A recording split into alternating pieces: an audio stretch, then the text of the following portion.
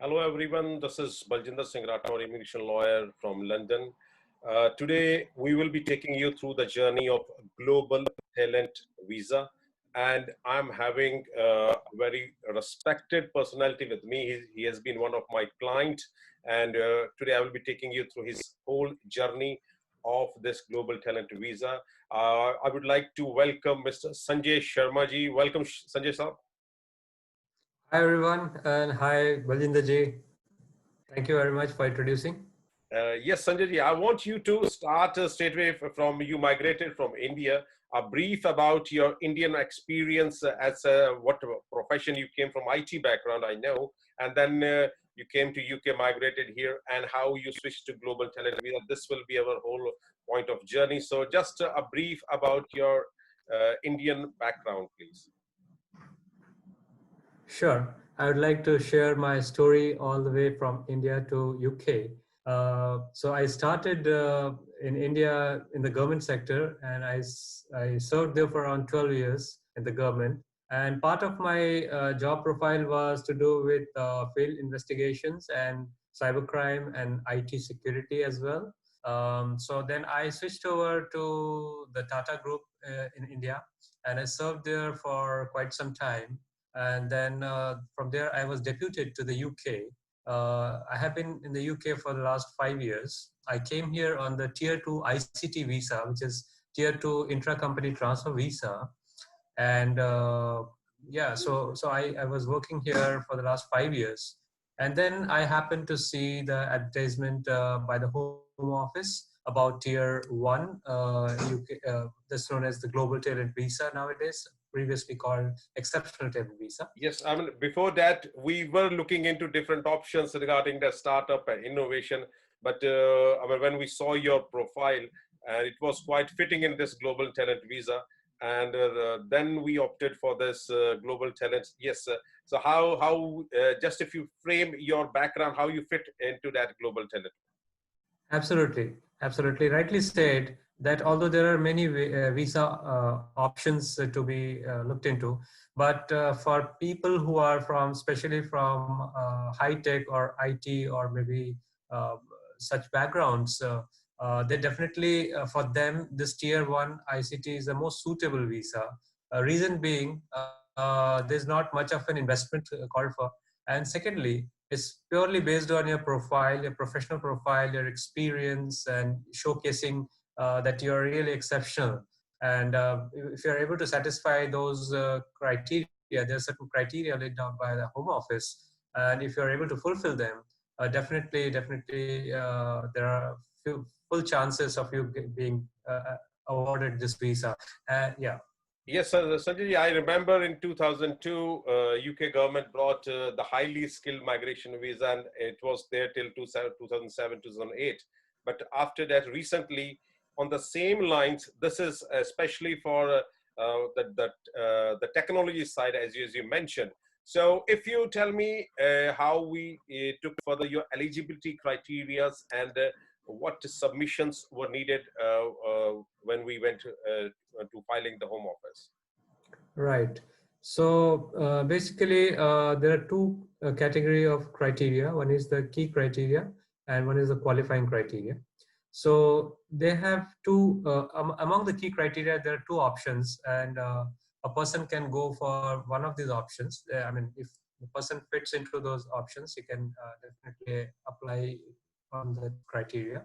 Apart from that, there are four qualifying criteria, out of which two have to be satisfied. So I'm again repeating, one has to be satisfied from the key criteria. There are two criteria. And out of the four qualifying criteria, two have to be met.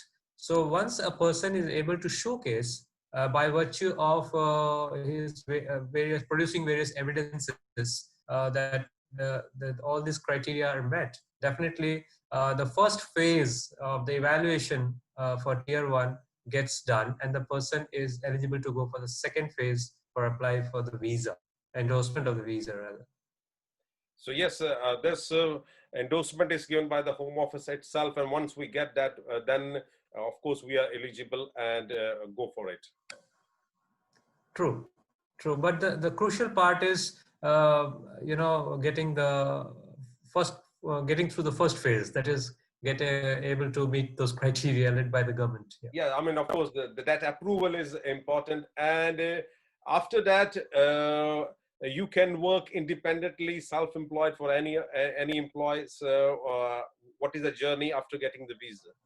Correct. So those who are aspiring for this visa should understand that this is one of the best combination. I would say the best opportunities, because the reason is it is not tagged to any employer per se. That is the one. The second thing is it gives you a longer term, around 5 years. You can apply for the 5 years term for this visa, and after 3 years you become eligible to apply for what is known as ILR. That is indefinite leave to remain, which is equivalent to PR in India. And you have the option to even start a business. So, there's a lot of flexibility in this visa. Yes, of course. Uh, in startup visa or in innovator visa, we needed 50,000 pounds.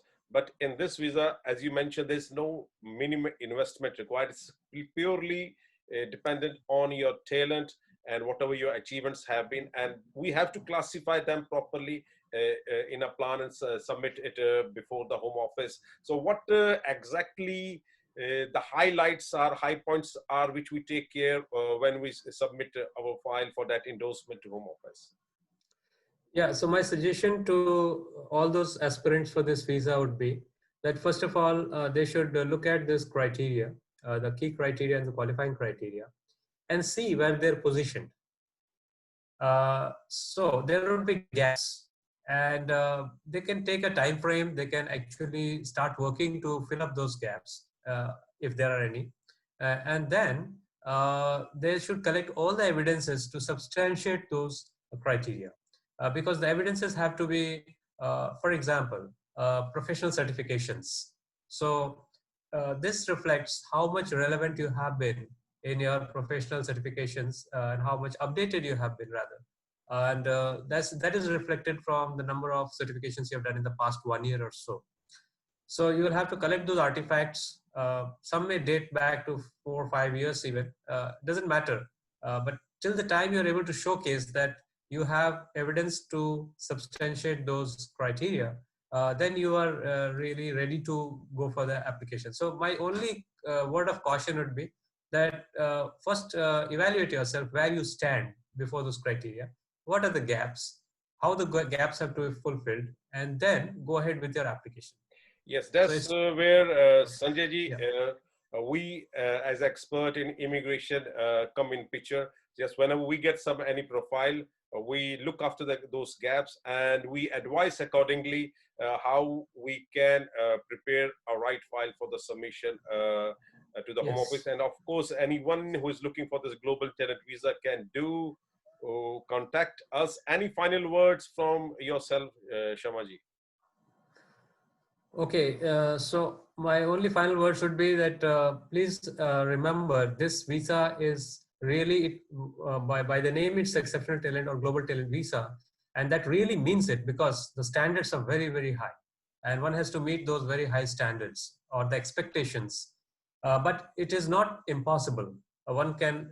That's why I said, please evaluate yourself where you stand. Please allow some time, work on those to meet those criteria. And once you feel that, yes, you have met those criteria, then go ahead. And there's nothing which can stop you from getting this visa. Because I know, especially the diaspora from the India who are in the UK or maybe across the globe who are aspiring for this visa, are definitely working laborious, and they can meet most of the criteria. So maybe there could be few gaps here and there, and that could be met with the help of our team. Yeah, of course, because it is a global talent. So not only India, people from globally who think they can fit into this tech visa are most welcome to contact us with our contact details, and we'll look after wherever we need to fill up those gaps. Thank you very much, Sharma Saab, for being with us. Thank you so much.